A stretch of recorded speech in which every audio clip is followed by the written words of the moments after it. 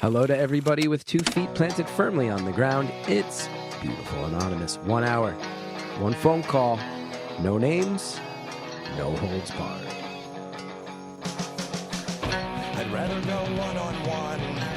I think it'll be more fun, and I'll get to know you, and you'll get to know me. Hi, everybody. It's Chris Gethard, and I know not everybody loves a long intro. You're going to want to skip about 8 or 9 minutes ahead. If you do that, you'll get right towards the end of the intro. But do understand, even if you skip the intro, there's some stuff that comes up in this call that's really genuinely disturbing, so just be ready for that. Hi, everybody. It's Chris Gethard, and I have to, first of all, as always, say thanks so much for listening. We are well over 400 episodes into this show, well over 400 human conversations, 400 slices of life, 400 barely at all edited, if at all edited, looks at humanity in an age when we're all getting less personal, less connected to our communities, less willing to hear the stories of people around us, more seeking to cherry pick our own worldviews through the news we watch and the company we keep and the stories we choose to consume. Here it is, good old Beautiful Anonymous, still holding the line and saying, nope, humanity, come at us and we will platform it to the world in its rawest form. Thanks so much for allowing us to do that. Thanks to anybody out there who spreads word, lets people know about what we're doing here, because we continue to be really proud of it, and it's a real small operation here. It's just me and Andrea, but we both feel lucky. I can speak for Andrea on that one. I have to say thank you to everybody who checked out that show hosted by Chris Gethard. It was my return to hosting a variety show, comedy. We had a bunch of people buy tickets to stream it and watch it, and my guess is that a lot of them were Beautiful Anonymous fans. Thank you so much for checking it out. It felt so good to be able to bring you looks at comedians from all different experience levels and corners of the world. And, you know, the first time we did it, we have somebody as established as Judd Apatow, who obviously I don't need to tell you guys everything Judd has accomplished. And then we have Lily Armstrong, who is comparatively, I mean, certainly compared to Judd Apatow, so new in the game, but with a fresh energy and doing weird puppet-based bits and charming the whole room. And it just means the world to me to help show off the comedy world from such a wide spectrum. But all people who are kind and hardworking and good, healthy, positive members of the community. Thanks so much to everybody who checked it out. And thanks to everybody who signed up over at beautifulanonymous.com. There was a huge push before the holidays. A bunch of people, a bunch of listeners just took it upon themselves to start kind of shouting to the hilltops like, hey, it's good. And everybody knows if we had gotten to 2,000, I would have gotten a big financial bonus. I'm not sure when that window closes, but we're at 1249 as of this recording, which is nothing to sneeze at. And when I tell you that it's deeply meaningful to me, that is true. And also, I know that it's a commitment.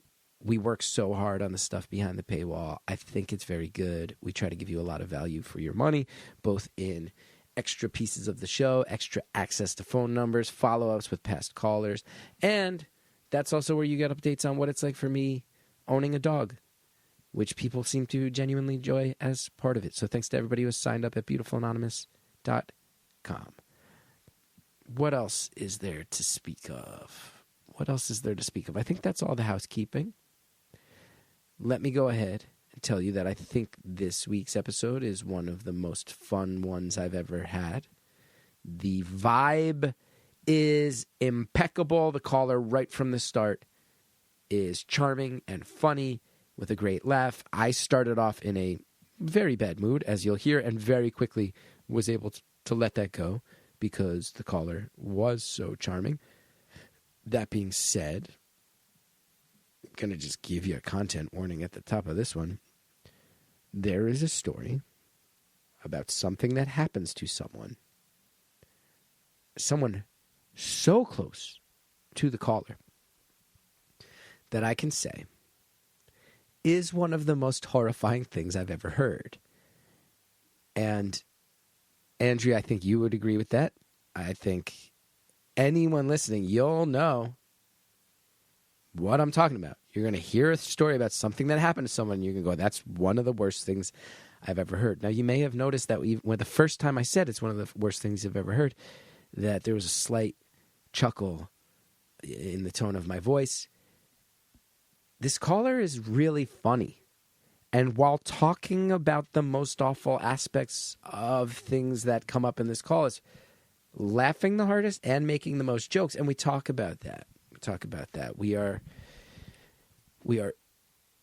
in a world where I think we are so often confronted with things that are grim, that are dark, that are hard to reconcile, that sometimes our only way to cope and move forward is to find a way to alleviate that pressure through a laugh. I certainly believe in that. I think this caller demonstrates that over and over again in this call. When you hear what it is, you're going to go, it's unbelievable that this happened. And I can't believe that the caller is literally making puns about this. It's one of the most grim things I've ever heard of. But I think that's life. I think there are so many things that are shocking and brutal. And sometimes when those things present themselves to you, you got three options. One is you curl up in the fetal position and you don't function. The other is that you learn to ignore it and you just move forward as if bad things aren't happening all the time. Or third, you learn how to process those feelings, find ways to relieve that pressure, oftentimes through looking for levity when things are at their darkest. And that's how you manage to survive while not cutting off major portions of your worldview. And I bring this up because I do think we are living in an era and a time where we are constantly barraged with news and opinions and these feeds that are crafted to keep us addicted to them by making things seem grim and hopeless and dark. And I think this call is a good example and a good reminder of we as a species are built to handle tough times. We are built to have resilience. We are built to have thick skin. And sometimes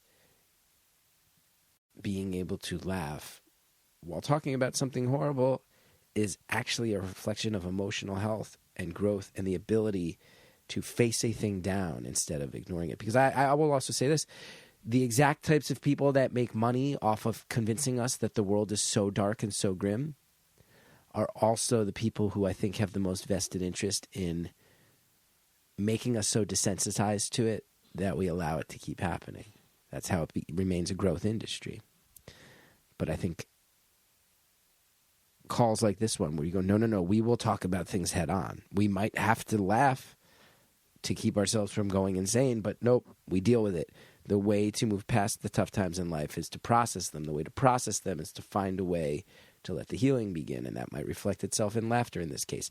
Point being, I thought it was really interesting behavior in the course of an extraordinarily charming call that has some stretches that are beyond the pale with horrible specifics.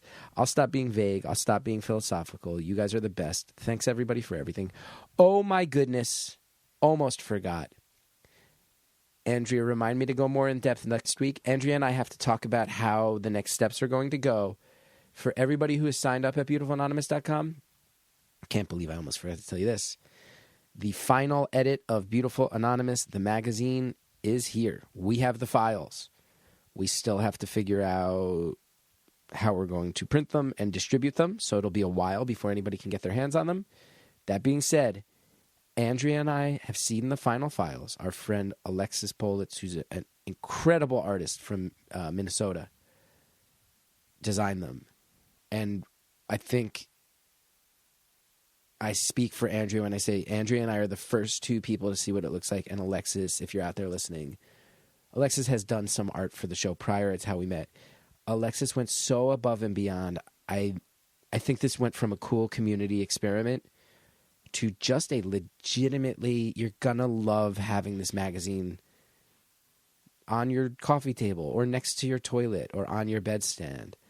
The plan is that first dibs on the printing will go to people who are signed up at beautifulanonymous.com. We got to figure out exactly how we're going to do it. So give Andrea and I some time to get it printed and distributed it. But damn, it came out so good. And I'll tell you more about that in the coming weeks. In the meantime, enjoy this very charming, very funny, and at times completely disturbing phone call. Thank you for calling Beautiful Anonymous. A beeping noise will indicate when you are on the show with the host. Hello. Hi. Hi. Is this Chris? Yeah, it's me. Oh my gosh, this is amazing. Oh gosh. Hi. Hi. I almost said my name. It's nice to talk to you. Nice to talk to you too. How's it going? Good. I don't know where to start. What should we chat about? That's really up to you. First of all, thanks for letting me call. I'm really excited. Oh, I'm psyched you did. You have a good positive energy, and I need that today. I'm not in the best mood I've ever been in, but this is. Oh no! What's going on? Dumb stuff with a. I had a flat tire. I went to the tire place. It took them hours to fix it when they said it would be quick, and then I wound up leaving the car overnight and came to when I picked it up. I could go to drive home, and the tire's still flat. And I said, "You had one job." What were they doing? They replaced the valve on the tire, and then when they double checked it, they said, "Oh, there's a screw. There's a screw sticking out of the tire." I said, "Well, you probably should have noticed that the first time." And then that took a long kind of your job. And then they said, "Well, we won't charge you for this." And I said, "Oh, you won't charge me for the thing that I'm pretty sure is cheaper than the thing you already did charge me for?" Oh, so you're just overcharging me and taking quadruple as long as this should have taken. But look, at the end of the day, though, I have a very happy life. If this is my worst problem, then I'm fine. But are you catching me in a mood when I've just been mildly irritated? Yes. And also, I do live in New Jersey, and I feel like one of the unofficial state ethos, whatever, what's the plural of ethos? Whatever, there's I think it's right. I think it's it. But I think in New Jersey, it's like if you're gonna be dumb, at least be quick about it. So to have a bunch of stuff happens that feels dumb and took a long time, you can't with Jersey people. You're an efficient idiot. I don't legitimately. Most people from New Jersey that I know, it's like if you want to be an asshole, that's fine. Just be quick about it, and then we're cool. Oh man, I'm sorry that happened to you. That's okay. Like I said, I have a good life. Things are good. How are you? That's good. I'm doing pretty good. I can't complain either, you know? I mean, I could complain. I'm easy to do that, but I like that you said I can't complain either when I did just complain. To be clear. That's okay. I have plenty of things I would complain about, trust me. Fair. Okay. Oh. So, yeah, but I don't know what topics you like to talk about. I got to be honest, I haven't listened to a ton of shows, but great. My favorite topic ever that I'll talk about endlessly is skydiving. Skydiving? Yes. I love it. I want to hear all about this because I'm going to tell you my skydiving is like skiing. Those are two activities that I look at and I go, I don't understand what's fun about them. Let alone to the degree that you'd put your life on the line for them. I fundamentally don't understand why you would jump out of a plane. It scares me so much. This is true. I've had a couple times when I'm going up in the plane and my brain just goes, I need to tell everybody on this plane we need to land. This is ridiculous. What are we doing? Have you then ever, once you jump and you land, you're like, oh, that's what. Have you ever gone up and said, I have a gut instinct, today's not the day, take me back down? Are you allowed to do that? I have. You are definitely allowed to do that. I've had the gut instinct, but I've never had the guts. I don't want people to make fun of me for going back down, so I just go for it. Wow. But my last jump, I broke both my feet and my right ankle. So What? some would say. I mean, I have almost 500 jumps. It's bound to happen. Did you say 500? Yeah, I like it a lot. So you almost compulsively skydive. I mean, over 8 years, I don't skydive as much as some of my friends. They are out there every weekend jumping and jumping and jumping. And my kid's dad did it for work, but then he got injured this year as well. His story is even crazier. He was a professional skydiver? Yeah, he would train the military on how to jump out of airplanes. Whoa. So you said kid's dad, which gives me some heads up, but it's fair to say that in the broad sense of family, you are a family intrinsically connected to skydiving. Heck yeah. My kid at his kindergarten graduation got up and said, when I grow up, I want to be a skydiver. All the kindergarten parents are like, what's up with this family? Were you Great so parenting happy? over here. Were you so happy when your kid said that? I mean, I was, but then he comes and sits on my lap, and I've got 2 boots on my feet because they're broken. I don't know if I'm super proud of my parenting skills right now. Mm-hmm. Mm-hmm. I hear that.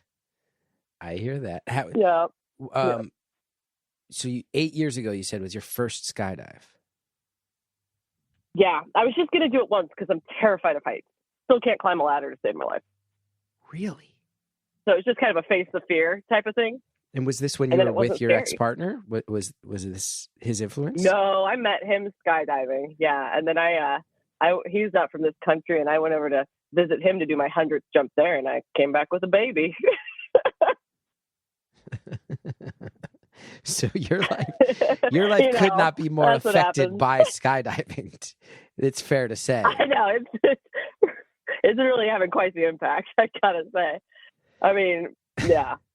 Well, his accident is the craziest. I have to tell you this story because he was in the air and his leg got ripped off at 4,000 feet. And I know a lot of skydivers, we've never heard of that happening. And he tourniqueted his leg in the air. Wait, They found it a mile and a half away from where he landed. What? Yep, true story. Yep. This is I know, right? The father of your 7 child? months ago. Yes. Wait, yes. When did this happen? Last June. So you're after you got so and I'm not trying to dwell on the macabre details, but just so I'm clear, you also said your kiddo graduated kindergarten, so this was after you months after that. So you met. So I broke both my feet in April, and so I actually had to go to the hospital the day this happened to him, and I had my 2 broken feet, and the nurse just taking me in the room. She's like, "What happened to you?" I'm like, "Skydiving." Like, this might not be for you guys. Thank you. Wait, his actual leg was torn off his body? Yes, in the air at 4,000 feet. And they found it a mile and a half away. We had never heard of it either. Another mile and a half away. What, can I ask what happened that detached his leg? Yeah, so another skydiver, and without getting too much into the details, but yeah, he opened underneath another person that was still in free fall. So his canopy opened while that person's still going full speed down. And then that person, seeing that his canopy was opening and he was going to hit it through his canopy. And so that guy's canopy lines wrapped around his leg and he yanked it off. Oh my God. I know. Isn't that insane? And they found the leg. I'm just going to ask a bunch of questions. Go for it. They did find the leg. Did they reattach the leg? No, they found part of the leg. It was shredded from what I heard. But no, there is no leg. So that leg is gone. He's a professional skydiver, trains military personnel on how to skydive. Not anymore. Oh my goodness. But he's now his canopy's open and he's heading down to earth bleeding out. Yeah, so he tourniqueted his leg in the air. Which is crazy. Is he like I know. So an action movie star? What are you talking about? He's like John McClane? He's ex-military. I would have passed out and I'd be dead. My canopy, they still would be looking for my body. Like, how did this guy do this? He tourniqueted his leg with his strap on his rig for skydiving. Tourniqueted it so hard they couldn't get it off when he landed. And then he used his pant leg, which was no longer had a leg in it, and wrapped it around his leg and tied that off too. And then he guided himself back via canopy. And then at about 300 feet, he passed out. And then he hit the deck so hard he broke every bone in his face. What? I'm sorry, I shouldn't laugh. What are you even talking about? about? What? Oh my goodness! His leg gets torn off. I know. He has enough wherewithal while While floating to the ground to use a piece of his skydiving rig, not designed to be a tourniquet, turns it into a tourniquet to stop the bleeding. Mm-hmm. Only after that does he give himself permission to pass out, and then shattered his face. Yeah, so from 4,000 feet to 300. Yeah, shattered his face, traumatic brain injury, had multiple strokes, broke his neck, broke ribs. Yeah. And survived? Yeah, well, yeah. And then the doctors were like, he's not going to wake up. He's going to be in a vegetative state forever. And then he woke up and now he's talking. He's even walking on a prosthetic leg now. It's pretty impressive. Got to give him credit. I mean, pretty incredible. And now you two are not together anymore because you've referred to him as the right. And he's my kid's dad, but your kid's dad is how you phrased which it. I gotta say this: I break both my feet, and then he loses. He always had to one up me. You know what I mean? Losing a leg. Oh my goodness! Am I allowed to laugh at that? Am I? I'm sorry. I find all the humor in it. You should have seen me when the doctor came in. He had something wrong with his eye, and they were like, "We got to give you an eye patch." And I was like, "And I'm not allowed to make a pirate joke right now? Like, it's just really not. Nobody's going to say anything about this." Oh my goodness! It's cruel. Now, you said he lives in a different country than you. He was living in a different country when I got knocked up, but now like he lives here with his kid. Yeah. When he had this accident, was he living here? Yep. He moved over as soon as his kid was born, so he's been here years. So you get a call that is, let's be honest, every you get that call, and the person telling you this is de facto informing you of his death. You are imagining his death. You mentioned it was a surprise. They didn't tell me much because it was military stuff, so they wouldn't tell me much. They're just like, he had to be life flighted. I was like, is he alive? They're like, yeah, he's alive. But I could tell they were like, nobody told me he's missing a leg. It fell off in the air. It took me weeks to find this out. Like, I thought the leg came off at landing. Like, yeah. Because, I mean, they had the company that had to keep it all private. I totally get it. I think they were afraid I would sue them, but I'm like, I'm not married to him. I don't have a leg to stand on here. Come on. Don't do that. Sorry. Don't do that. The puns are the best part. You can't take the puns away from me. You can't. Please, no, because sorry. Sorry. Well, here's the thing is like you're making jokes because you've lived through this and have rationalized it, and humor is part of healing. It's funny. But like, I'm just hearing about it for the first time. So if you make me laugh, I look like an asshole in a real big way. No, not at all. Oh no. Skydivers, we're brutal. One skydiver friend asked for his hospital address. He sent him a hopscotch kit. So you can laugh. It's funny. Someone got him a hopscotch kit? Yeah, I wanted to send him a hopscotch kit. While he's in the hospital. This is a leg. Oh my goodness. These high adrenaline people. Skydivers are brutal. These high adrenaline people and the way you live. You're laughing, legitimately making funny jokes in a way that's making me uncomfortable laughing. Kudos to you on that. But this is someone you're raising a kid with. You've also got to explain it to your kid. It's horrifying. Yeah, they don't write a book on that. Don't write a book on how to tell your kid his dad lost a leg. My kid's been really good about it, though, and he still wants to go skydiving. Has your kid ever been skydiving? He can go when he's 7. He's not 7 yet. Does his dad still want him to go? Yeah, his dad wants to still go. Has his dad been skydiving again yet since the accident? No, I don't think they'll allow him to. His brain injury is pretty rough, but I don't know. So when crazier when things you in the connect with skydiving world him, than that. he's not the same guy as he was before.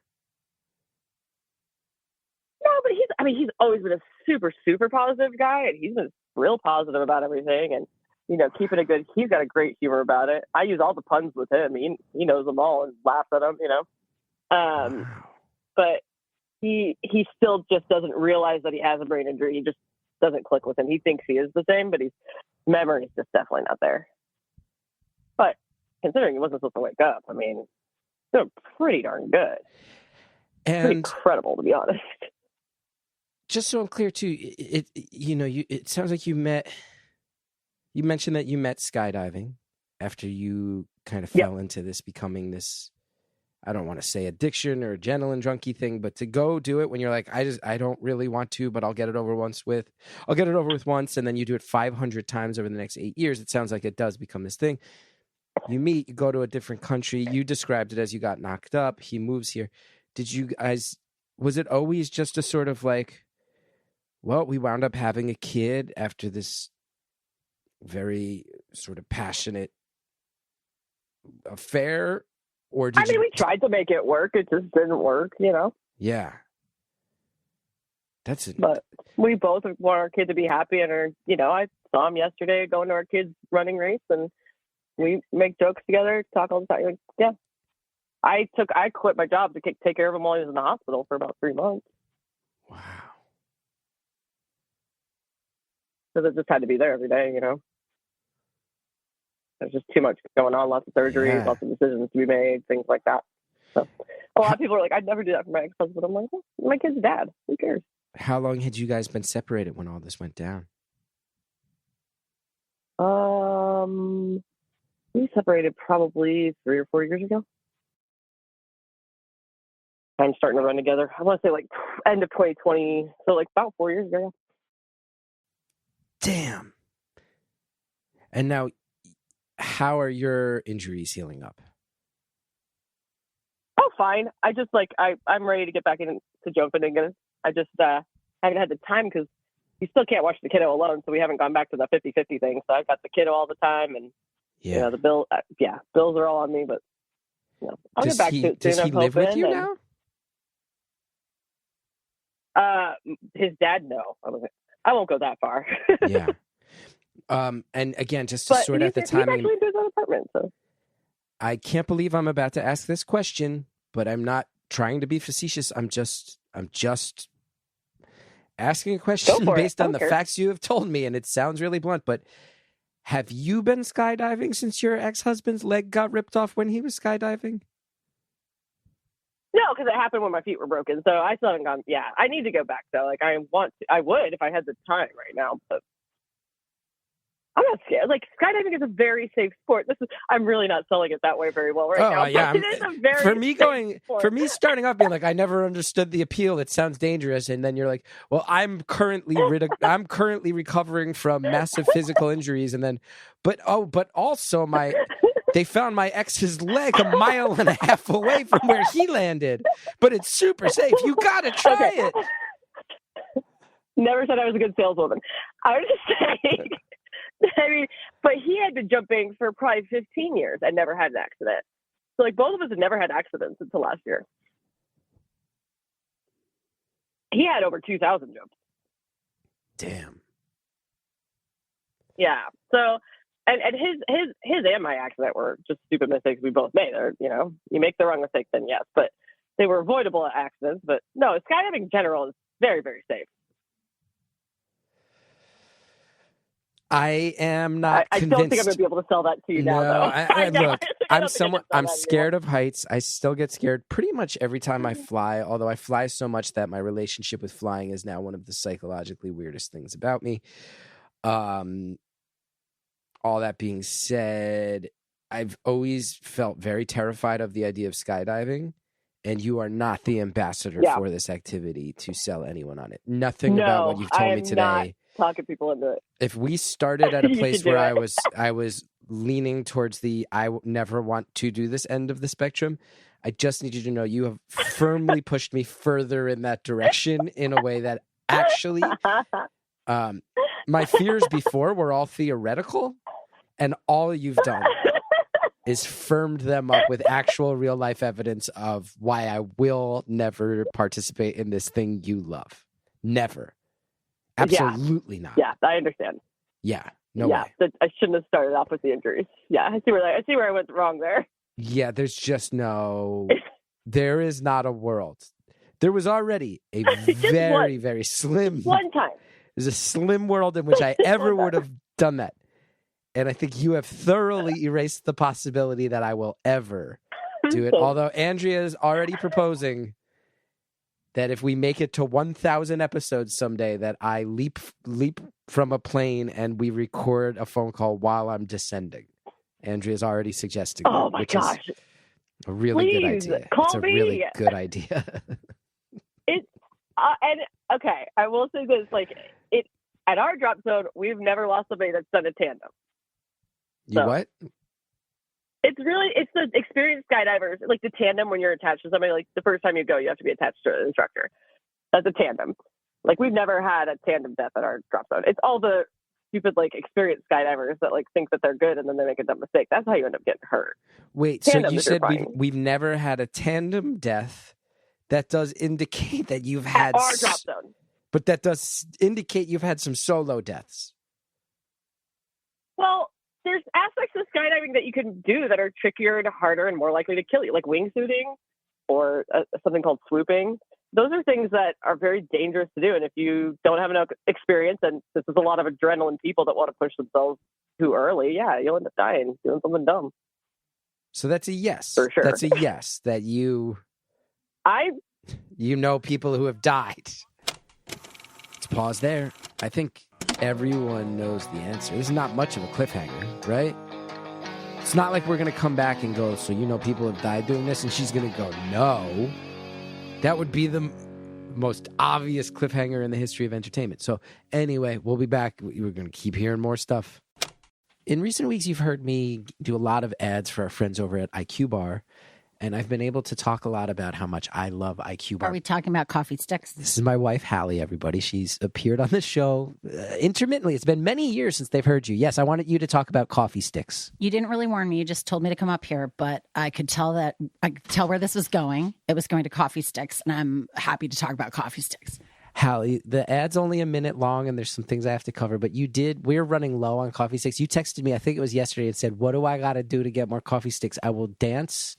I'll dance a jig. I'll do a performance piece. I said I would write a song about coffee sticks. I mean, I haven't prepared that. That might have to wait for next time, but I have a lot of thoughts that I could put into this composition about coffee sticks. Why do you love coffee sticks so much? Well, it's just that they taste so good and they're so convenient.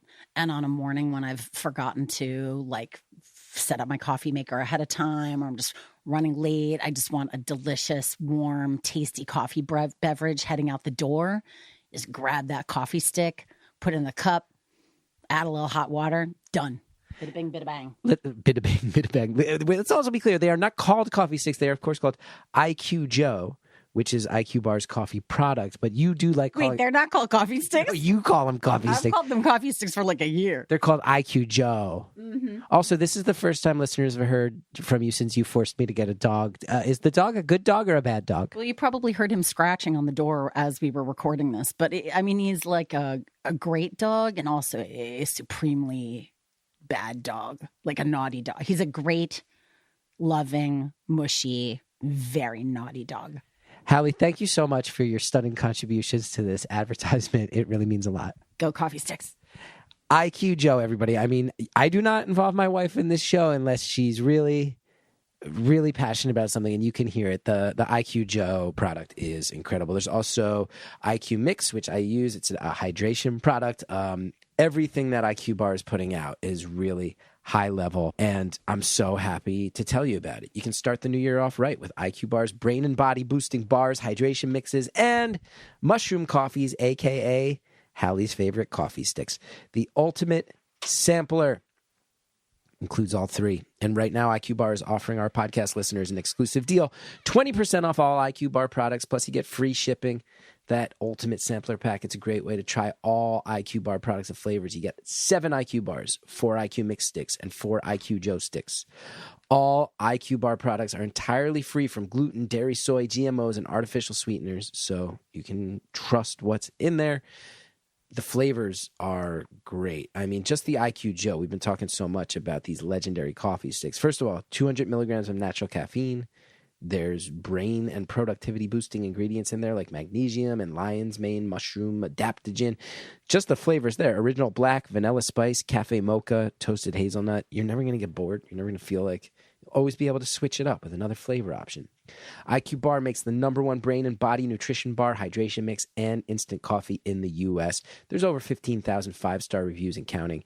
And you could hear it. Hallie does not jump on this show unless she honestly and truly loves a product. And she very, very legitimately loves those. And anytime we're running low, always gives me the heads up. We got to restock on the IQ Joe. And I'll sit here and tell you, I love the IQ Bars. I love the IQ Mix. I keep them in my bag when I travel because they are so convenient and keep you feeling right. And right now, IQ Bar is offering our special podcast listeners 20% off all IQ Bar products, plus get free shipping.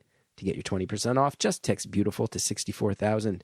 Text BEAUTIFUL to 64,000. That's BEAUTIFUL to 64,000. Message and data rates may apply. See terms for details. Self-care is important, everybody. There's so many ways to think about self-care. And a lot of times people can make this feel very cosmic or complicated or metaphysical. But there's so many ways to think about your self-care. And one of the most basic things you can do is make sure you get good sleep habits. Make sure you're getting a good night's sleep. That change can be as simple as upgrading your sleep experience with the softest 100% organic cotton sheets from Boll & Branch. And I really love Boll & Branch products. And I really do believe in this. So many times in my life when things are stressful, when things are feeling anxious, they also coincide with bad sleep. Sometimes you sit here and go, is the bad sleep causing the anxious moments? Are the anxious moments causing the bad sleep? Either way, they go hand in hand. So get to work on the sleep experience, and Boll & Branch can help. You upgrade once with getting some Boll & Branch products that's going to offer you years of better sleep, wrapped in the most luxurious feeling imaginable. No matter the kind of day you've had, you'll get instantly relaxed when you climb into these sheets. They feel breathable, buttery soft. They get even softer with every wash. They change the way you relax. They change the way you sleep. Boll & Branch has a 30-night guarantee. I love Boll & Branch. We have a waffle blanket from Boll & Branch, and I can just tell you 100% that it has enhanced my sleep experience. I am an extraordinarily bad sleeper, but having that blanket on there is a game changer. It is a light, thin blanket that still provides an incredible amount of warmth in a way where I don't feel like I'm suffocating, and I also never feel like I'm freezing. And I know that sounds very basic, but not everybody nails that. Boll & Branch does. You feel the quality immediately, and every time you wash it, it's totally true. It's a really high quality product, and that washing only makes it feel more broken in, cozier, better fit on the bed. It's just a better sleep experience.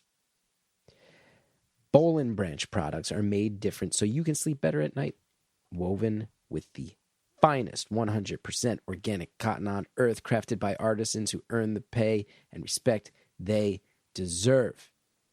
The signature hemmed sheet sets are incredible. There's designs and colors for every bedroom style and mattress size. These all-season sheets have a breathable, unmatched softness to start and get softer with every single wash. They're the perfect foundation for Boll & Branch's airy bed blankets, cloud-like duvets, so much more. And there's a 30-night worry-free guarantee. You can try Boll & Branch sheets for an entire month, and seriously, you can wash, style, feel the difference for yourself risk-free. If they don't change the way you sleep, send them back for a full refund. Now's your chance to change the way you sleep with Bowl and Branch. Get 15% off plus free shipping on your first set of sheets at bowlandbranch.com/beautiful. That's Bowl and Branch, BOLLAND, branch.com/beautiful to save 15%. Exclusions apply. See site for details. Thanks to all of our advertisers. Now let's get back to the phone call. So that's a yes. That's a yes that you know people who have died. I'm trying to walk back now. Sorry. Dang it.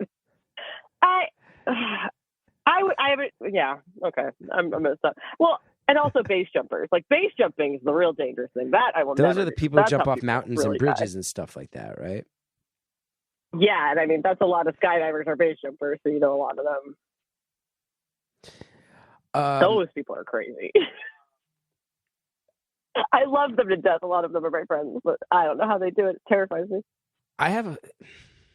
Here's actually something that I feel kind of strongly about. When you bring up the base jumpers, my understanding is a lot of times they're going to places where this is not like they've not gotten a permit to do this. I don't know how true that is, but what would you say? Is that just my perception? There's only one legal place in the U.S. to jump. So if it's not at that, where's the one legal place? The Idaho Bridge, Twin Falls, I believe it's called. So like the only legal place to. Anybody who's base jumping in America outside of there, it's, to your knowledge right now, illegal. Right. I feel the same way about this. Yeah, one of the guys who created base jumping, he jumped in Yosemite, and they were chasing him to arrest him, and he ran through a river and actually drowned. He didn't even die on the base jump. He just was running from the cops. He drowned while running away because they were going to arrest him for his base jump. For jumping at Yosemite Park, yeah. Yep.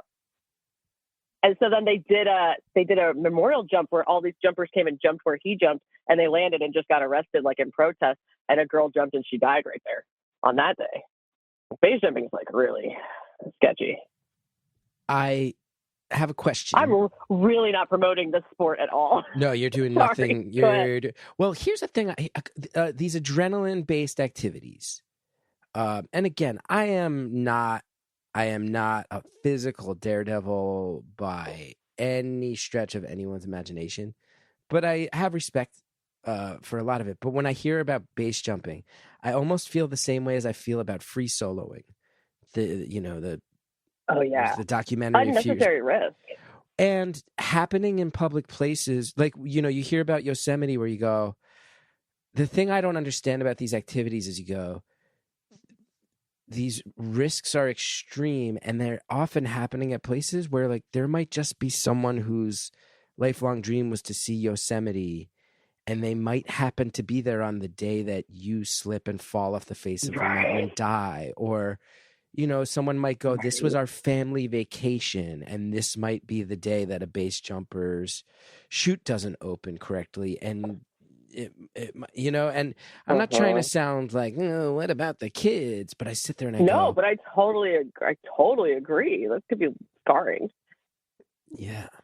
For sure. Yeah. I'm with you there. Especially if it's at a legal place. I'm not even somebody that'll break the law, though. That's another thing. I could never, they sneak into buildings and stuff and all sorts of stuff. I can't get in trouble with the law. Now, all of that. You've told me about your injuries, your ex's even more undeniably horrific injuries. We've talked about how base jumpers die and do it in public places where children might see it. Truly intriguing phone conversation, and simultaneously one of the worst endorsements of an activity I've ever heard somebody pull off. Why don't you tell me what? It's pretty horrible endorsement. Well, why don't we go ahead? Why don't you tell me what happened on that first jump where you were hesitant, said, I'll just do it once to get it over with, when it turned into this thing that's a major part of your identity moving forward with the rest of your life? Right. Let's see if we can. I'm not an adrenaline junkie. Okay. At all. Yep. I'm terrified of heights, and I don't like that roller coaster feeling where you get that like drop of your stomach. I hate that feeling. So I just thought, this is going to be terrible. But I've always been a person, I'm going to try everything once. I'll do it twice if it's nice. And so I was just going to do it the one time, and I was not scared at all. I couldn't sleep the night before just thinking, like, this is crazy. Why would I do this? But as soon as I got on the airplane, all of it. My fear of heights has never come into play up there. And you don't get that stomach drop feeling. And so then after I did that, I was like, okay, I'm going to try that one more time. And I was like, okay. Like, the whole point was to, you know, do something I was afraid of, and I'm not afraid of this. So I just kept kind of pushing it until I was like, I'll just get my license. Because then if I'm jumping on my own, surely then I'll be scared. But it's just, once you kind of understand the sport and how it works, it's not as scary because you know how to be safe and you know the backup systems. And like if somebody knocks me out in the sky, they hit me and they knock me out, my parachute will pull for me. Yeah, I've had 4 cutaways. Those, I thought my first cutaway would really make me scared. Did not at all. And what's a cutaway? A cutaway is when you look up and you're like, that parachute's not going to work. I need to pull out a new one. So you cut that one away and a new one, you pull your new one out. And you go to the backup. Yep. And what would necessitate a cutaway? Like something's tangled up or it's some identified problem? Yeah, mine were all after what? Yeah, it's something where you're like, I can't get this parachute is not going to land like it needs to, and I could get hurt, so I need to cut away, get a new one out. My biggest problem was like I got mine in a wingsuiting, so I had wingsuit out of a plane, and then you've done the wingsuiting thing when you're pulling. I've done like 84 wingsuit jumps, yeah, out of a plane. Is that part of your 500 jumps, or in addition to your 500? Yeah, no, part of it. The wingsuiting I've seen on Instagram, that's like when you dress up as a flying squirrel and you just go zipping around in the sky. For sure. You've done that 84 times. Why not? What happened on that 84th time that you said, no, thank you? Because there were 83 times where you were like, 83 times you did that. You were like, hell yeah. That tells me the 84th one, you really almost died. I just kept thinking I'll get better at this, and I wasn't getting better at it. And it takes a lot of dedication and a lot of money because you gotta, And they won't let you touch a wingsuit until you have 200 skydives because it's very dangerous. And you're talking about like forward movements. So you have to know directions because you have to be able to like go away from the drop zone and then turn back and fly back to it before you pull. So a lot of wingsuiters don't even land because you get lost. And so I'm directionally challenged. You're flying faster. And then pulling when you pull your parachute out, if you're not super stable and a lot of things can go wrong with that. Then your canopy will twist up, kind of like a swing set if you spin it. So your canopy will twist up like that, but now you're in a straitjacket. You can't even stop it, and then that makes your canopy just start spiraling towards the ground really fast. So you got to unzip everything, try to stop that, see if you can undo it. Then if you can't, you cut that away and pull a new one. But that's just a very frustrating. I never liked that feeling. How much does one pay? The wingsuit was terrifying because the first what? No, tell me what happened the first wingsuit that was so terrifying? The first wingsuit, like the guy tells me, he's like, okay, the most important thing though, we're just about to get out, I'll tell you, like, don't inflate the wingsuit as soon as you jump out because then it'll hit you right back into the tail of the plane and you'll die. I was like, okay. So I was like, this is not for me. I shouldn't be doing this at all. And how much does one pay for the privilege of facing your own death? Once you get your license and you have your gear, it used to be $25 a jump. Now it's about $35 a jump. So you can get 5, 6, 7 jumps in a day. That's actually much more affordable than I ever imagined. I know. A lot of people don't know that. Yeah. When I was starting out, though, it was only $25 a jump, but it's gone up to $35. So. And how much does a wingsuit run? But getting your gear, getting your license. So a wingsuit, starting off, you have to start with a really small one, and then the goal is to build up to a big one. And so a wingsuit will run like $2,500 to $5,000, and then you got to get a bigger one, then a bigger one, then a bigger one. It's a real expensive part of the sport for sure. And then you can pretty much only wingsuit because you got to practice it so constantly. And the bigger your wingsuit, the more dangerous. You can spiral out, get knocked out. And it's just not good. I would imagine you get to a certain point and part of the pride is that you're packing your own parachute, you're double checking your own gear. This is not. Sure. Yeah. You could pay someone to pack it though. I'm usually too lazy. Like I'm a physical therapist by trade. So like I work my hands all. I don't like to pack up parachutes when I'm jumping. I pay someone to do that. Okay. But yeah, I know how to pack it. Sure. This this is. I have to say, the only thing that's truly the only pro. I'm in the pros and cons list. I'm like, cons, scared of heights. Con, might get leg ripped off body. Con, might shatter both ankles. Con, illegal to. Many people get so addicted to the adrenaline of it that you have to commit crimes to do it in a way that satisfies your desperate cravings for adrenaline and dopamine. Pro, much more affordable than I realized. Once you get the gear, $25 a pop. I don't even think a plane gets off the ground for $25 a pop. Well, the tandems are really what run it, because like those are what are expensive. So the people that come and do their first jump that are on the plane with you, they're really what's paying the drop zone, and that's what makes them their money. But it's just like, but also like traveling the world and getting to jump is super cool. Like once a year for a week in Egypt, they'll open the pyramids so you can skydive over them. Have you done that? Like that's just, it's a big goal. I really want to do it. But like, there's just so many cool things that people don't realize about skydiving that you can do that are really, it's just really fun. Like anytime I go on a trip, I kind of plan it around that. Like I'm going to spend a week here, but I know where the drop zone is. I bring my gear with me and I just go do a jump there and try to knock that state off the list, you know, or I got to jump in England. That was crazy. I landed next to a cow. And then you're just meeting all these skydivers from other countries and people. It's a small community. So you meet people from all over the world. I do like that I went from, I was like, have you ever jumped over the pyramids? And you were like, that's a major goal. But I have landed next to a cow. In England, though, it was so cool. It was just like they let you jump through you can't jump through clouds here in the U.S.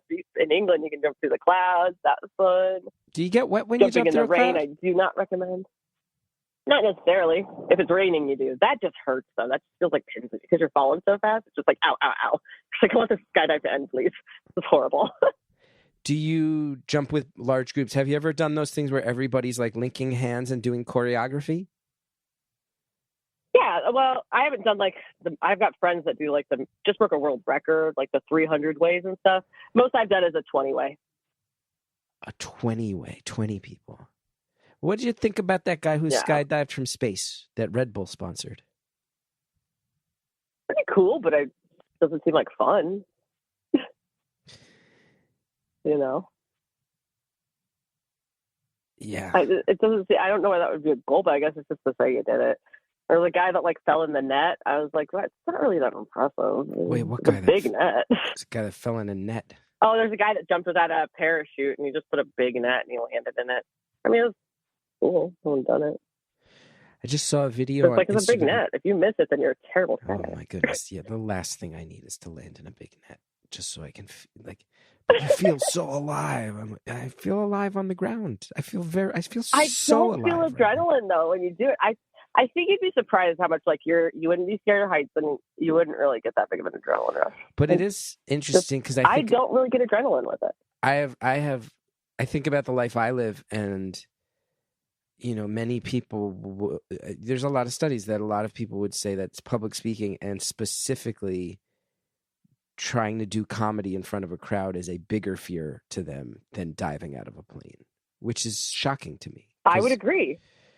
I completely agree with that. I would never get up and do stand-up comedy. I'm terrified. But I can just say, as someone who's done stand-up comedy for decades, to my knowledge, I don't know any stand-up comedy who started a set with both legs and then during the course of their set had a leg get torn off and had to tourniquet themselves in a moment of heroic desperation before passing out and shattering every bone in their face. I don't think that's ever happened. He doesn't even remember going through that, so he'll be fine. But the problem with the stand-up comedy thing, if you're going to die in skydiving, it's a splat. It's over. If you're bombing on stage, that's painful during it, and then you got to live with it afterwards and think about it a lot. I'm an overthinker. That's way worse than just flat, you know, in my opinion. Oh my goodness! Have you ever gone skydiving in my native land of New Jersey? No, but there's a good skydiving spot up there that I've heard of. What is it? I'm trying to think of the name, but yeah, there's a skydiving facility up there. I used to know some people that jumped up there. I haven't really hit the East Coast. I've jumped in. I live out in Arizona, so I said Arizona, California, Utah, like all those. Washington, I've jumped in. But there's people that have jumped. I want to jump in all 50 states, and there's people that have done that. So that's my goal. So skydive cross Keys. Skydive cross Keys, in Williamstown, New Jersey. Okay. You guys have 3, it looks like. I'm just Googling it right now. We are getting the same exact Google results right now. You and I. You guys have a lot for New Jersey. I'm surprised by this. New Jersey has it all. My advice to everybody out there, all these people, I'm surprised Jersey has this. Never be surprised when Jersey has anything you can think of. We got everything. Impressive. Everybody's got to stop being surprised. So tight. I've never been to New Jersey. I got to be honest with you. Come through. Dive over New Jersey. What's the best thing to do in New Jersey? Stay on the ground. What's the best thing about You'd New be Jersey? amazed. If I'm going to visit. You'd be blown away how amazing it is to just walk around with your feet on the ground in New Jersey. It's so cool. You got to try it. If I'm going to visit New Jersey, though, what do you got to do? What's the thing to do in New Jersey if you're visiting? Dive out of a plane and land next to a cow. Land in cranberry bog. No, I mean, the number one thing, let's see. I mean, probably if you're only going to spend one day in New Jersey, go down the shore and eat a bunch of the best food of your life. Those are the 2 best things you can do in New Jersey. In one day. What's the best food in New Jersey? Oh, well, despite what many callers from Connecticut have said on this show over the years, we have the best pizza in the country. Okay. Most consistent that's pizza. Bold statement. Listen, there's places in New York and Connecticut that shoot shots at the highest possible level, but if you want just absolute consistency with no trash, it's New Jersey. You could walk into any pizza place in New Jersey, and it's better than most pizza you're going to get elsewhere. And our best pizza holds up against the best from Connecticut and New York. And the Connecticut people, calm down. Tweet at me if you have to. Send an angry email. We also have multiple varieties of hot dogs that are the best hot dogs in the country. Chicago people, I know right now you're flipping out. Throwing an entire cold, wet salad on top of a hot dog does not make it a better hot dog. I'm so sorry to tell you. We also have, it's us in New York for the best bagels in the country. Basically any working class food, let alone the fact that New Jersey is such a crossroads of immigration historically in this country, because so many immigrant groups wind up moving to pockets of New Jersey because there's access to the cities and access to a lot of jobs. And you wind up, like even right now, go to Oak Tree Road down in that Edison. I think is it Edison or Metuchen or Woodbridge? But down there, it's some of the best Indian food in the country. Everything. We got everything. Awesome. Yeah. I'm from Kansas, so I'm not, we had nothing. I could have pointed in any direction and done better. Yeah, I've driven across Kansas, and I like Kansas, and I've performed in Kansas. That's what people say. It's not really tourism's down, Yeah. It's not really a tourist spot. I got nothing against Kansas, but yeah, it doesn't strike me, that's the other thing in Jersey is you can drive pretty much the whole state in a day. You could see many, many things in the state in a day. Anyway, it's not about me. Okay. How do you, okay, let's get a little serious. Can I get a little serious? And we're going to pause. We're going to pause before we do get serious. Still have so much more to talk about with this very compelling caller. In the meantime, though, we have advertisers. It's how the show survives. Listen to the ads. Some stuff in there that you might like. And we'll be right back with more phone call when we're done. Ooh, this one is on my mind right now. It's on my mind. You've been hearing me talk about Delete Me for a while. You can tell I am very passionate about the service they provide. I cannot stress enough to all of you, privacy matters so much, and we are living in a world where it's so important and crucial that you put some time and effort into protecting your privacy. I have a feeling that as kids now grow up, this will become a more and more standard thing. You buy a house, you get house insurance. You get old enough, you get life insurance. What are you doing to protect your privacy online? These are the types of things that I think should become more and more standard in every household's planning, because I'm telling you, your personal data, it's out there on the internet for anyone to see. way more than you think. This is the reality of our times. Your name is out there, contact info, social security number can float around, home address, info on your family members and their addresses. It is wild, and it's being compiled by these data brokers and sold online. These data brokers, they make a profit by selling this data. It's a commodity, and anyone on the web can buy your private details. Sometimes that leads to stuff that's annoying. Sometimes you start seeing explosions of spam calls and things like that. That can be related to this stuff. You can also, though, start to see things like identity theft, harassment, and also situations where there might be people who want to know where you live for whatever reason, and they can find out straight up where you live. It's not ideal, but you can protect your privacy with Delete Me. I exist publicly. I have made a bunch of work that has developed a cult audience. It's made me hyper aware of safety and security, especially since my son has been born. And I am telling you, I have unfortunately been in some experiences where I've had to sweat it out, and I've had to realize personal information floating out there online is not safe. It's not healthy. That data, you don't want that hanging out on the internet. There can be real consequences in the world. And I personally recommend and use Delete Me. I have seen Delete Me set the bar higher than similar services in this world, and cannot stress enough how great a job they do. Delete Me is a subscription service that removes your personal info from hundreds of data brokers. You can sign up, provide Delete Me with what info you want gone. Their experts take it from there. They send you regular personalized privacy reports that show what info they found, where they found it, what they removed. It's not just a one-time service. Delete Me is always working for you, constantly monitoring and removing the personal info you don't want on the internet. Putting it simply, Delete Me does all the hard work of wiping you and your family's personal info from data broker websites. Take control of your data. Keep your private life private. Sign up for Delete Me, now at a special discount for our listeners. Today, you will get 20% off your Delete Me plan when you go to joindeleteme.com/beautiful. Use the promo code beautiful at checkout. The only way to get 20% off is go to joindeleteme.com/beautiful. Enter code beautiful at checkout. That's joindeleteme.com/beautiful. Code is beautiful. Thanks so much to everybody who sponsors the show. Now let's finish the phone call.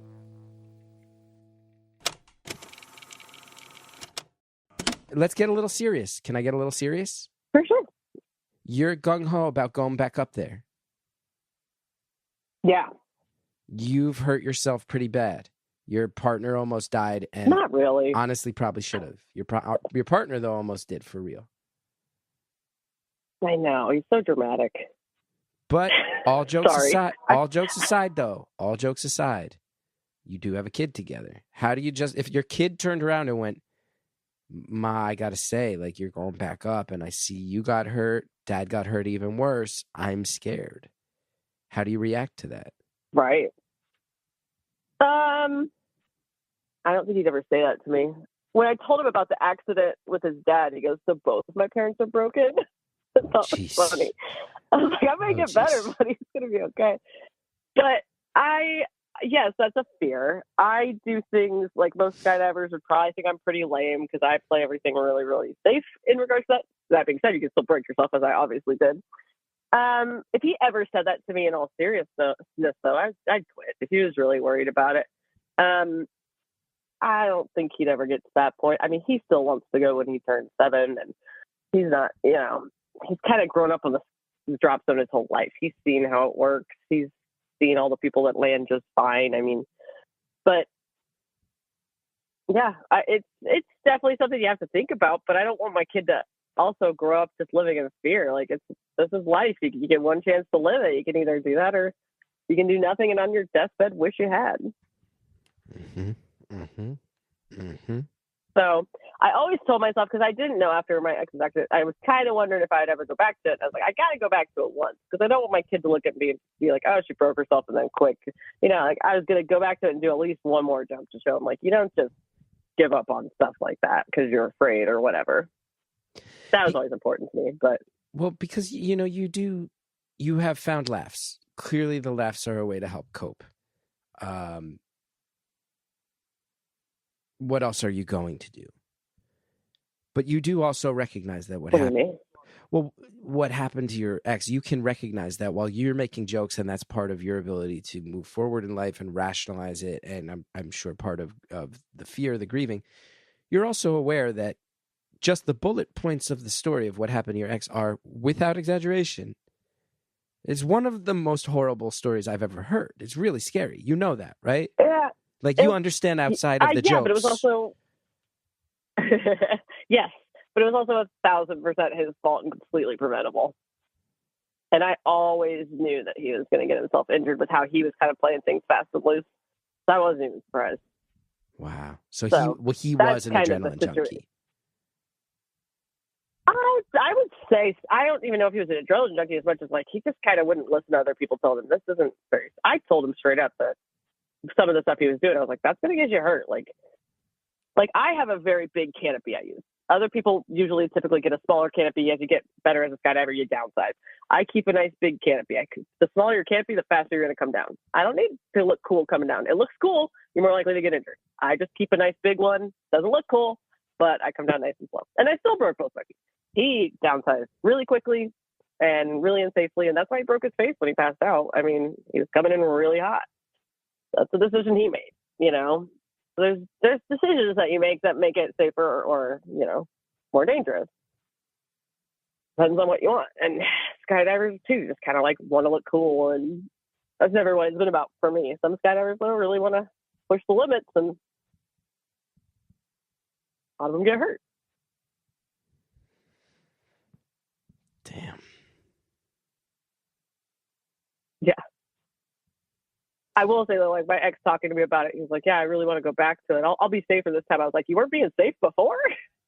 So mad. But, I mean, obviously, like, it's just the best life. I don't want to live life being afraid of life. Do you think on a fundamental Does that make any level, sense? do you think on a fundamental level that people who have gone skydiving at least once, their lives are better for it? Oh, I don't think it's that life-changing. For somebody that just does one, I don't know. I think for me, like me personally, I just always was that person. If I was given the opportunity to try something, I felt the need to. Like I rode a real bull once just because someone told me I could. I was like, oh, okay, well, I got to think of it. I don't know when this will come up again. I would not do that again. But I just am one of those. What? I'm just one of those people. If the opportunity presents itself, like you got to grab it by the horns, literally. Like. Otherwise, what's the point of life? What are the circumstances in which you wake up one day with no intention of getting on a bull, and by the end of, like I said, by the end of the day, I paid $20 and I rode a real bull. I know. My mom was so mad about that one. I came home and told her she was like a mechanical one. I was like, no, a real one. What? Were there like rodeo clowns there to distract the bull once it threw you? That's who. Yeah, that's the guy that talked me into it, actually. I met a rodeo clown, and he was like, oh, this is what I'm doing Friday night. Like, you pay $20, you can totally do it. And when you met him, was he dressed as the clown, or he was just, like, out? No, he was not. He was just out and about. And then you... Just convinced me to do it. And then you do it. And how long are you on the bull before the bull throws you? I got, like, it was, like, $2 I was off. It was, like, not long at all, but, like, 2 other guys before me had fallen off in the gate, so I beat them. Proud of that. But it was not a fun experience. It was terrifying. I would never do that again. But I can say I did it. It was more harrowing than skydiving? Yeah. Yeah, and not fun at all. Nothing about that was enjoyable. Nope. But I just said, that's my viewpoint of life. Like, you just gotta, I don't know, you gotta try it all. How much did it cost? Wishing I had tried something. How much did it cost you to ride the bull? $20. 20? Cheaper than skydiving? Yes! Who knew that all these completely terrifying activities are so economically feasible? I had no idea. And it was weird. It was like an indoor bar in Kansas. They had an entire, like, rodeo little setup inside this huge barn thingy. Just have random bull riding. When people in the Midwest get bored, they really react poorly. You'd be amazed. They really react poorly to boredom. I'm like, bull riding? Can you get more creative than that? Just the idea of like, hey, there's not much Who's to do having in this fun area. doing that? Let's put in our bar. The bull's not enjoying it. You're not enjoying it. Let's have a live animal in our bar and let bored people put themselves in the path of death. Yeah. The other rodeo clown that was working that night before as I'm signing up, he was his first night back. He had taken a horn. It literally tore him a new butthole. Like it went right in. I was like, oh, this sounds great. This sounds like who would be a rodeo clown? What's the benefit of that? And you heard about that incident before you rode the bull? Yes, just right before. I mean, as I was signing up. It was the same night? Well, yeah. I mean, you got to do stuff in life. What else is Me? I don't know how people just sit there and go to their job and just do boring stuff. Like, my whole point is you don't have to try skydiving, but you should challenge yourself in life and do something terrifying. See, me though, I'm like, if I'm in the queue, if I'm like, my name is on the list to ride the bull, and they're gonna call me at some point tonight, and in between the time when I put my name on the list and they tell me it's my turn, someone else, the bull, tears them a new asshole, not in a turn of phrase way. Well, it was his first night back. He had recovered. Okay, back from it's my first night doing it too. Oh, it was his first night. So it had previously. It was his triumphant return. In the course of it, though, if I sign up for an activity and before my name gets called, I find out someone else present here has done this before, and it led to them having two assholes on their body, I don't feel. At that point, I feel my philosophical, like, you got to try things in life. I go, you also just need one asshole. So I take my name off the list. And you're that acting. Does make logical sense. You're acting like I'm the ridiculous one.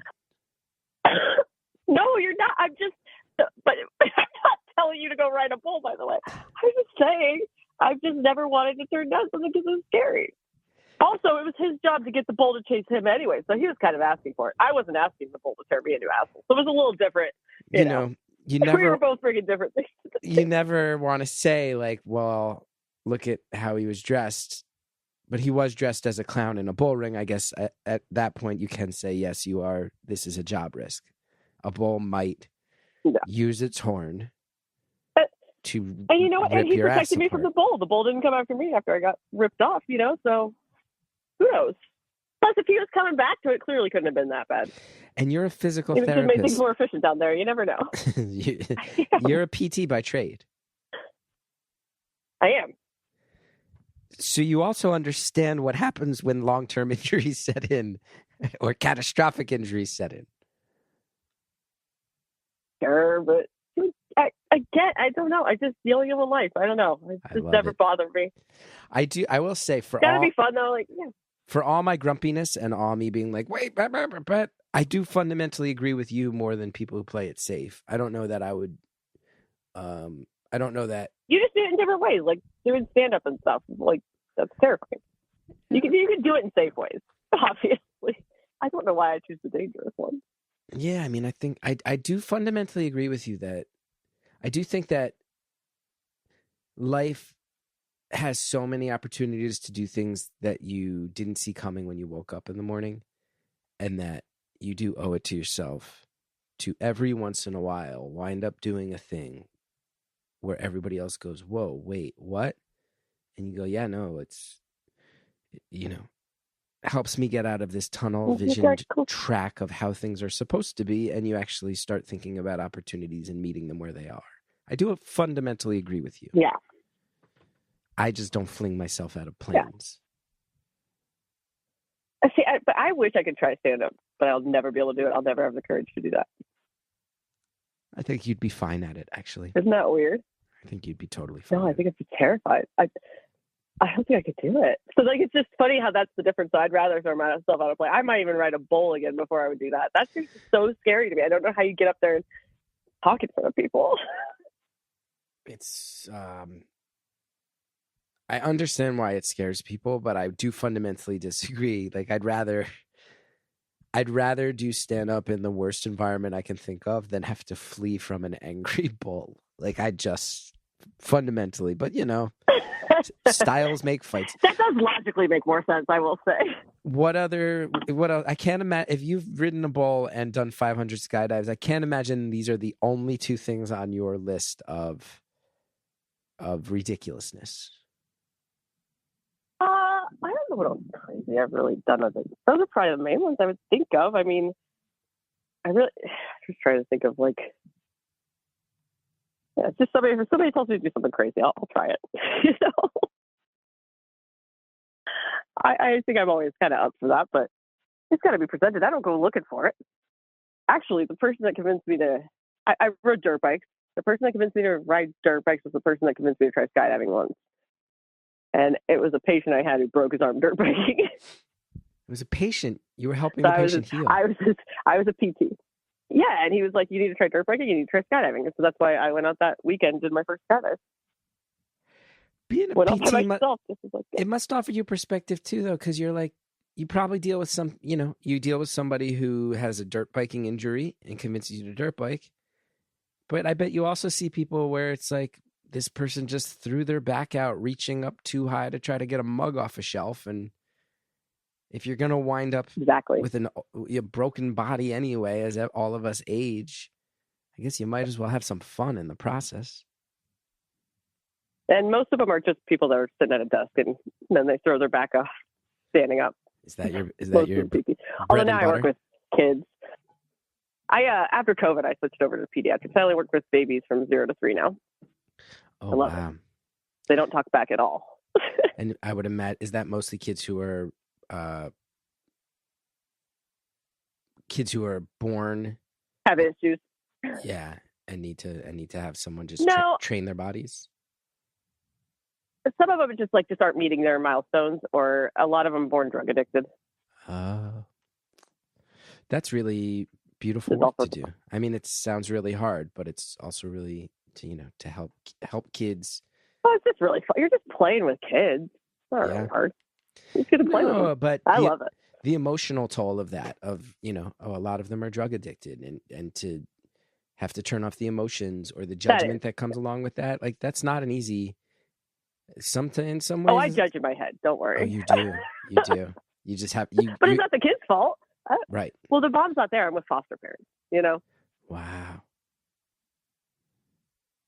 But I'd say inpatient was worse. Inpatient, during COVID, I was working at a hospital that already had people on vents and trachs. That was like our specialty. That was what made me kind of quit all that. I was done. Burned me out quite quick. I bet. Just watching people that are dying and they can't even see their family members. And, ugh. Yeah, that was. Yeah, so go out and skydive. That's what you gotta do. It does offer some perspective, though. If you're professionally in an environment where you're seeing the exact type of stuff you just mentioned unfold, it must give a perspective on. I want to live my life to the fullest. I want to go hard at that, and I will go big at that. I get that. Yep. It also contributes to my dark humor, I would say. Yeah. Probably where that comes from a little bit. It does seem like you've been in a number of situations where again, I think one of the powers of humor is just there are so many things at life that if you don't find a way to laugh about it, you will actually lose your mind. It sounds like you've been in a few of those. Yeah, who hasn't? Yeah. Life. Got experience it all. That's true. Can't know happiness if you don't know sadness. It'd be impossible. How do you how do I want to phrase this one? You're somebody who's out here that's like, I ride bulls. I don't just do skydiving. Once, never again. Well, I don't just do skydiving. I do the flying squirrel thing. I do the stuff people put on social media. I do the real extreme stuff. And you said you're going to cool out with some of that. But then you're also a mom of a younger kid. And I know from being the dad of a kindergartner right now, that also means sometimes it's like, oh, I got an email from the teacher. Terrifying. But like, how do you do when it's like I spent the whole weekend jumping out of a plane, and now I have to go have a conversation with like other parents at some school event, and the other parents are like, you know, talking about stuff that is relatively so mundane. Is that? I feel very awkward. Yeah. Like all the parents look like parents. I'm like, how do they do this? I do not look like a parent. Like they all look like adults that have their life together and they're just normal. I don't know how to converse. Do the other parents aware of this side of your personality? Are they aware that you're putting on a wingsuit and landing next to cows in England? They just think you're crazy. They do. They just think you're crazy. Yeah, they give you that look like, okay, she's a little, something's off there. Some screws loose. I know that feeling myself. I sometimes am at school events. And it is, like, I am afraid I'll be a bad influence on my kid and he'll start doing some of this stupid stuff. Maybe, that's but also, I mean, it also gives me hope for your kid. Because I know I've been at, well, no, because I feel like I've been at school events where I go, and I'm not judge. You know, I try not to judge. And that thing of, oftentimes those of us who feel a little judged in life turn very judgmental. And I've clocked that so many times, and I try to resist that. But when I am in a room where literally every dad in the room has like a polo shirt tucked into their shorts and is wearing a vest over that, and there's almost like an upper middle class uniform, and they're all wearing it. Yeah. And then one of them is like, so I heard a rumor you do comedy, you do acting stuff. And I'm like, oh, they've all discussed me and I'm weird to them. Like I'm weird to them. And they're all wearing outfits that are the same. And I am not of this. Yeah. It is strange. And then I'm in a school environment where it's really strange. Yeah, where my kid wants his hair. Hallie dyed her hair blue recently, and Cal was like, "Can I dye my hair?" And Hallie was like, "Yeah, of course. Like, we're not a family that's going to say no." And Hallie had bought she dyed hers blue, but she had bought a few colors because she wasn't sure. And Cal was like, "I want all the colors." And Hallie's like, "All right, let's dye half your head is gonna." He was like, "Leave half of it blonde and then just do the other half as a rainbow." And it's like, we'd be pretty hypocritical if we were like, "No, I don't want other kids to make fun of my kids if he has color." Like, nope, that's who we are. So our kid's the kid with the rainbow hair, and I'm the weird dad in the corner. And you know, you do feel that way sometimes. Well, and my thing with the kids, I know you definitely do, but the other thing with kids, if you do tell them no, it's just going to make them want to do it more. Or at least that was me growing up. So, do you ever? It's just. Oh yeah, no. Finish the thought. No, I don't even know where I was going with it. You go. Do you ever sometimes also feel though when you're like, you know, I think you expressed a version of it, and I feel it too. Of like, I hope my kid is, you know, the boundaries of my life are a little different than other people's. I hope my kid doesn't fall into any nonsense because I also sit there though and I go, oh. A parent like you, and on my best days, I sometimes think like me. I go, oh, well, if there are other kids my kid is growing up with, and there are other kids that are different or are not destined to live in a standard way, I also hope that they now know there's one door in this town they can knock on and won't be judged for that. I do feel good about that. Yeah. Yeah. That should be, though. Sad that that's the thing that kids have to worry about. Like, yeah. But yeah, no, I always want my kid to feel that way, and I would hope any of his friends could come over and feel safe. Now, our time is up. We're going to go behind the paywall momentarily, but again, Andrea sometimes lists ideas. I don't know. There's got to be a word for this. Ideas that I fundamentally hate, but they are such good ideas that I do have to at least put them on the record. But Andrea has suggested, again, perhaps that when we make it to 1,000 episodes someday, that I strap myself to your chest and we do a tandem jump together. I am absolutely down for that. Have you ever tandem jumped with someone? 100%. Have you ever been the veteran with a tandem jumper? You have to have 500 jumps to do it, so I'm close to being able to get that certification. But I can jump out and film it while you're attached to somebody, so I could fly around you and give you a high five. Andrea, if we have to take, I'm just going to say this, and then we're going behind the paywall. If we have to take some of the money we earn from hawking these products to travel to Kansas so I can jump out of a plane because that's undeniably a good idea, I'm going to be so mad at you, Andrea. Andrea is now typing, I will take a pay cut to see this happen. I love you, Andrea. What episode are we on now, Andrea? Amazing. What episode are we on now? That is an important question. What if it's like 998? We're on now. It's 463. And there is a part of me that's like, do we go to 1,000 or is this episode 500? Also, like, I know all the instructors, so I would pick the really safe ones for you. Think about that. That's the place to do it. We got the largest drop zone in the world here. There is another ridiculous idea being floated for episode 500 already, though. I'll wait till 1,000. I don't care. The other idea involves Perth, Australia, but we'll talk about that later.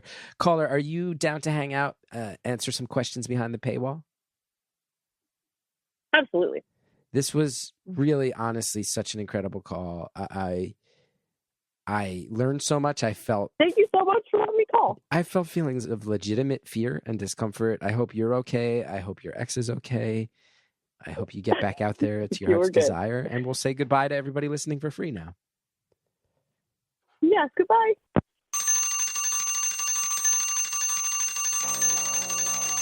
Caller, thank you so much. It really means the world that we talked. I was in such a bad mood when we started, and I'm in a really good mood now. And that's a legitimate reflection of you and the energy you bring to things and your attitude and the spirit you bring to life, even though you did tell me some things that are some of the most disturbing stories I've ever heard. Anyway, this show is produced by Andrea Quinn. Thanks so much, Andrea. Our theme song's by Shellshag. Go to punchup.live/Chris Gethard for tickets to my shows, including that show hosted by Chris Gethard, which you can get live tickets for. You can get streaming tickets for. We have a voicemail line. It's 973-306-4676. We are on Instagram at Beautiful Anonymous Pod. We have a TikTok as well. And of course, if you want to discuss episodes with other listeners, go to the Facebook group. It's called Beautiful Anonymous, the community.